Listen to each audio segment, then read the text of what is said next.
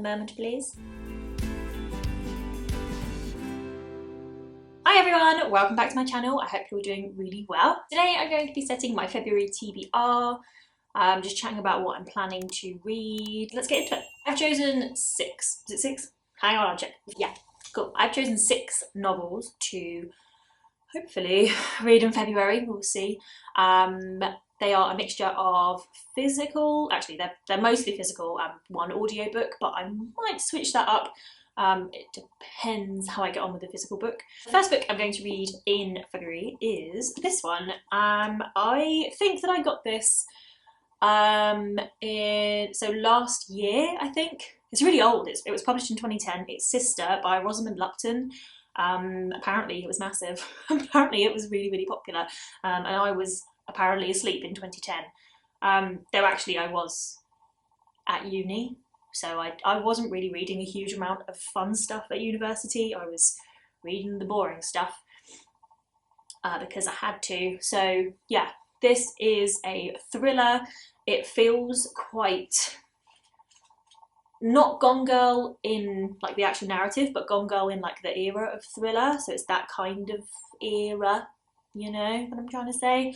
Yeah, basically I got this book last year in a book subscription box called the Hand Me Down Book Club.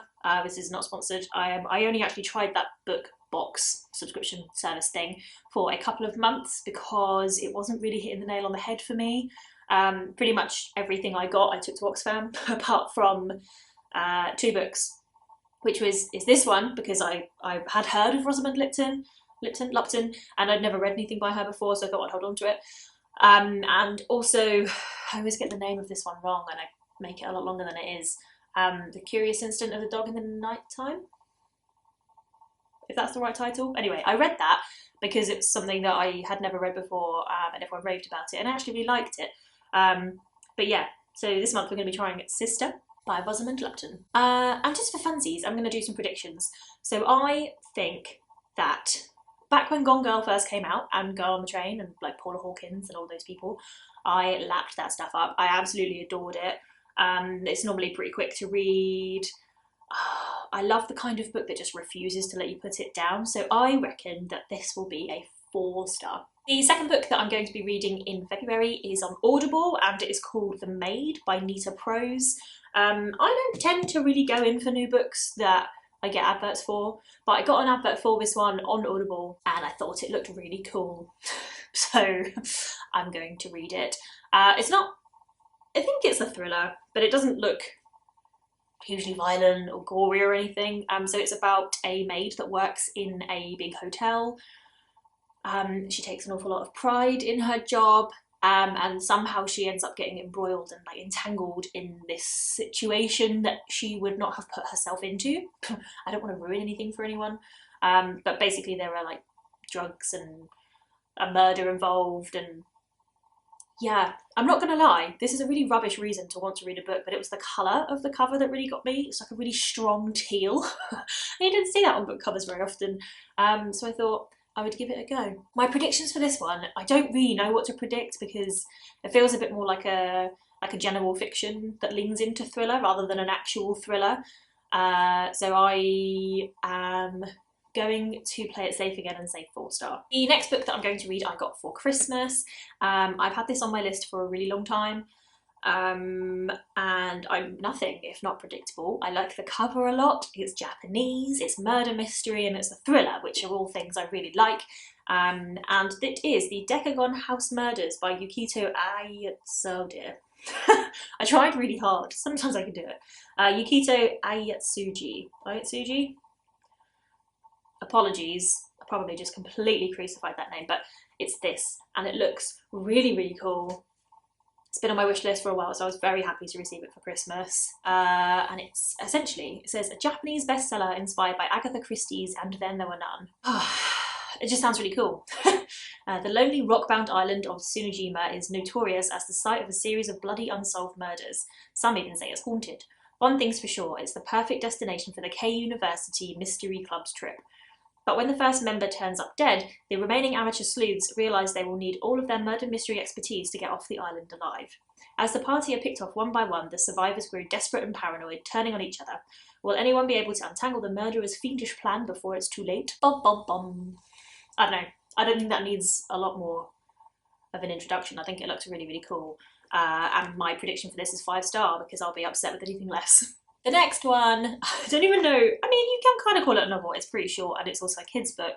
But something I asked for Christmas was the series of Unfortunate Events books, because when I was a kid I read up to maybe even only the second one. I think it was The Reptile Room, which is book 2, and I haven't ever read any of the others, but I remember being so obsessed with the first 2 as a kid, and I just never had the chance to read the rest of them. So my brother kindly bought me all of them, which means I now have to read them. So I am on number 3, which is The Wide Window, and I've never read it before. There's like 5 words on each page, which is just perfect for a quick read, and I think that I will love this, but I will probably only give it like a 4-star because it's a kid's book, but you know, Lemony Snicket. The next book is kind of the opposite to the one that I just held up, in that one was really short and had 5 words on a page, and this one's pretty long and has really small writing. So whether I finish this one or not remains to be seen. But I'm very excited to give this a go. As I mentioned in my January wrap-up video, I've been really struggling to find my way into fantasy, and I think my way in is sci-fi fantasy and dark fantasy. So that being said, it makes sense for me to finally give this a go. I would not know that this existed without BookTube, to be quite honest. Book Browsing blog talks about this book a lot. I believe that they reread it in January. So yeah, that's part of the reason I know it exists.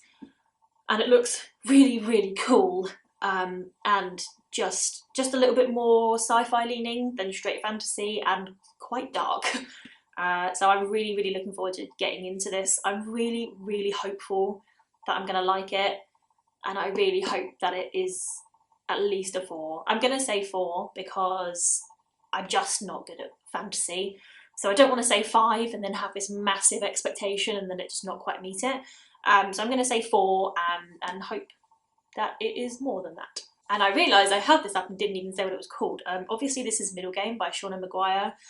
I have sneaked a peek at the first couple of pages and can already say that I love the tone of voice and the way this is written. So I'm really hoping that I will feel better about this than I have done about traditional fantasy so far. The last book that I'm going to read in February is a reread, because I never reread anything. I mentioned in my wrap-up video that I never reread or rewatch anything. The only films I will ever rewatch are, this is really sad, either the Mission Impossible films, because I'm a sucker for that kind of rubbish, or the Shaun of the Dead, like the Cornetto trilogy, because I love Simon Pegg. Oh, and he's in Mission Impossible too. Yeah, I don't make a habit of rewatching things. So I'm going to reread Neverwhere by Neil Gaiman.